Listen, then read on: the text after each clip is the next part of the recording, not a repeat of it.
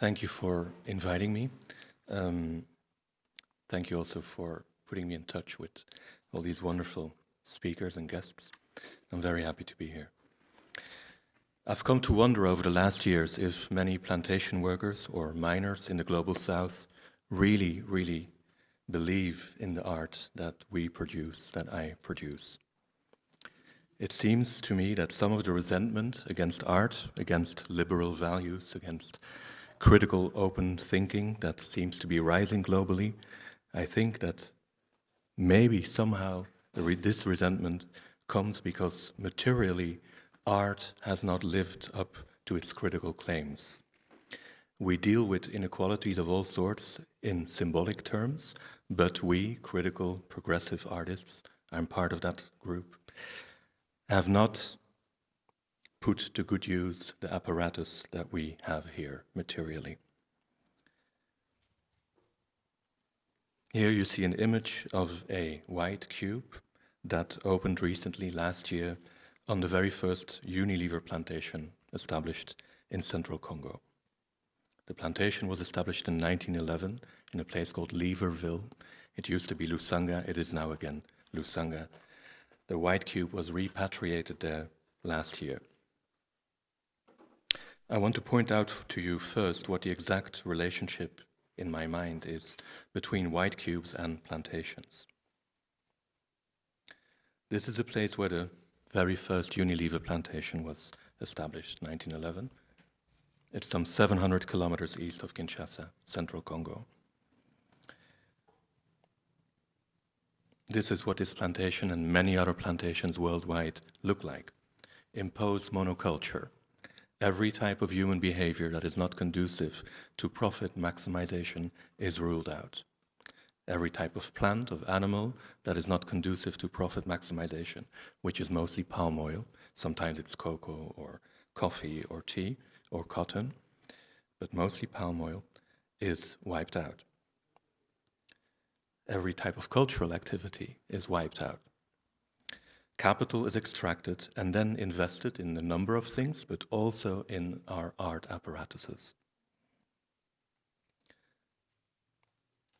For example, I think Charles very graciously talked about the history of the Van Abbe Museum in Eindhoven, which was funded with funds extracted from tobacco plantations in Indonesia. Here we have Tate Modern in London, the most visited museum in the world. The Tate Empire, of course, has been founded with the profits from sugarcane plantations in the Caribbean. And the Unilever series, the best visited art series in the world between 2000 and 2012, was funded by Unilever, of course. Now, capital extracted from this global plantation sphere, this global plantation zone, which runs from Colombia to Papua New Guinea, has in significant ways funded our art apparatuses, our white cubes, but most importantly, these white cubes have allowed for audiences and of course for patrons to distance themselves from the violence of the plantation system. And here also I want to quote, or at least reference to Simon Gikandi.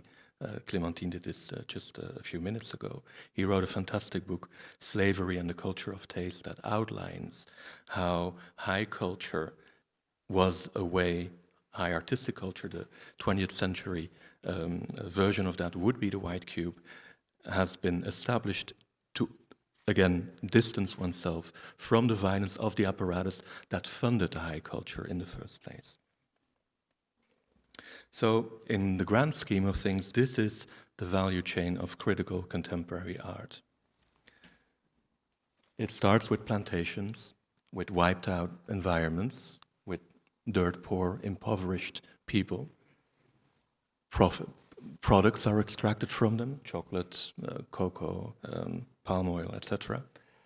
Profits are extracted through this production, and then a part, either through gifts, donations, or through a tax apparatus, is then reinvested in art world, in the art world apparatus, with here a little image of Tate Modern, where then up to maybe 10 years ago, almost exclusively white male artists were allowed to critique the global economic status quo. Now, we produce critical thought and inclusivity, but within this framework, which is, I believe, the dominant framework, the very best case scenario is now that people from a plantation there would miraculously be selected to exhibit their ideas and their art and their work in white cubes in New York or in Berlin or in Kassel or in Athens. That's the very best case scenario. It happens sometimes. However, if you look at the, again, grand and global scheme of things, I've not worked too detailed here. If you look at the prominence of the most discussed white cubes, these are not all the white cubes, but the ones that you can read about on eFlux, and where the plantations are, they're not in the same place. So even if maybe, perhaps, miraculously, somebody from the plantation is picked one way or the other by some passing by curator and allowed to exhibit in the white cube, that is really a tiny exception to the status quo. And even within that exception to the status quo, still 5 kilometers away from that village where this one selected artist has been extracted from and allowed to work in the white cube in New York or Kassel or Berlin or where have you, still 5 kilometers further, tropes of people, large groups of people would be forced to work for global companies or for the global economy for $20 or $50 or maybe $200 a month, depending on the region where they come from. In Congo, it would be more likely less than $20 a month. So, as many migrants from the global south come here, not really for the nice cuisine or the good weather, but simply to enjoy the riches that they have already historically accumulated for us. In that same way, possibly, it's just a proposition, maybe the white cube itself can be repatriated to the plantations that have financed our white cubes here in the first place. We tried and do that. Again, this was the opening of the White Cube, part of a larger program, part of the Lusanga International Research Center for Art and Economic Inequality, a white cube designed by OMA. They do white cubes. We asked them to do this white cube. It serves now as a tomb for the stolen sculptures from the people on that live on that plantations. Their sculptures are indeed sequestered in the Met in New York, most notably. As we know, white cubes do not only create new narratives and do not only legitimize positions, they also attract visibility and capital. So, while it is necessary, of course, in this best case scenario, that people formerly from the plantations or from these regions are now gradually more and more allowed and invited to exhibit in the white cubes of New York, Berlin, etc., it still risks to extract the best ideas from the global south, fuel debates in New York and Berlin, and fuel real estate deals in New York and Berlin, or in rich areas of Kinshasa or Dar es Salaam or wherever you put these white cubes, and it risks not bringing back anything to the zones of extraction. So we try to somehow twist that a little bit. And we should, I'm a little bit stuck here, I have two arguments at the same time. I think it's very important from what I just said, I find it important, that we should really deliberately study where white cubes, and for whom white cubes legitimize positions, where it attracts capital, and for whom it attracts capital, and what narratives, what agency it renders visible. So we tried this with a small case study. A group of people living in Lusanga, here is Jeremy Mabiala, and behind him Mathieu Kassiyama, in Lusanga, formerly Liverville, started to make sculptures in 2014.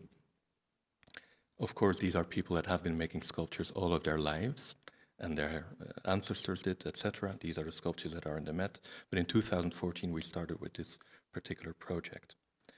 Mabiala's sculptures, here on the left-hand side, you see his piece, The Art Collector, was made in clay. The clay cannot be exported, it would crumble.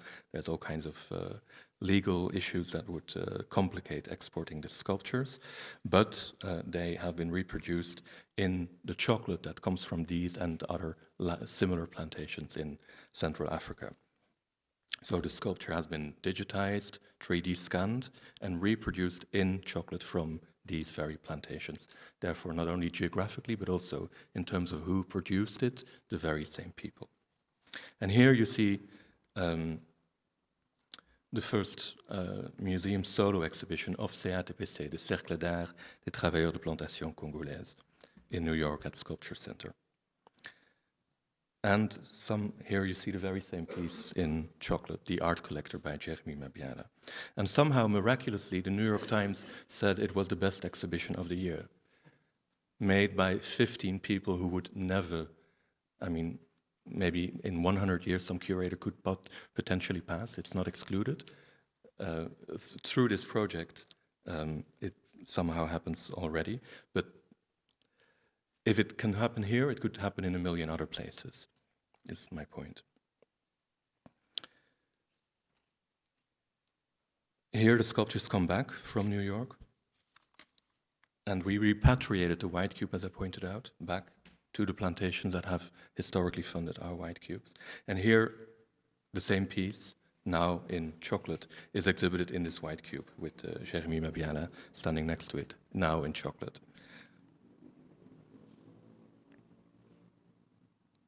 So in a way, the repatriation of the white cube is not simply about this tomb for the historically stolen sculptures. It is not only about legitimizing positions, other positions, it is also about attracting the capital and the visibility to create another economy, that is to buy back land and to turn the historically stolen land turned into monocultural plantations into ecological, worker-owned and egalitarian plantations, new plantations, post-plantations. This is a drawing by Cédric Damasala, who explains the economics of it a little bit. On the left-hand side, you see his rendition of the plantation, situated, of course, on the African continent. The sculptures on some magical tapestry flying out through a satellite. And then, of course, the chocolate goes out too. You know, the capitalism takes care of that. Most of the chocolate is used for your chocolate bars, and mine. But some of it is used to make the sculptures. They are sold, and up to now, some $60,000 has euros. That is, sorry, went to CATPC, with which they have bought 64 hectares of land so far. That's about 100 football fields. So, with the production of critique taken seriously, taken more seriously than I myself could do it by CATPC members, they have been able to buy, for now, these 100 football fields of land and start these new ecological post-plantations. This is the proof garden. So what art can do is possibly repatriate the means of production. The white cube is simply a magical tool, a fetish almost, to bring back the means of production. So now I wonder, I hope somehow, that for at least this group of plantation workers, critical art does make sense. It simply buys back their land. Thank you.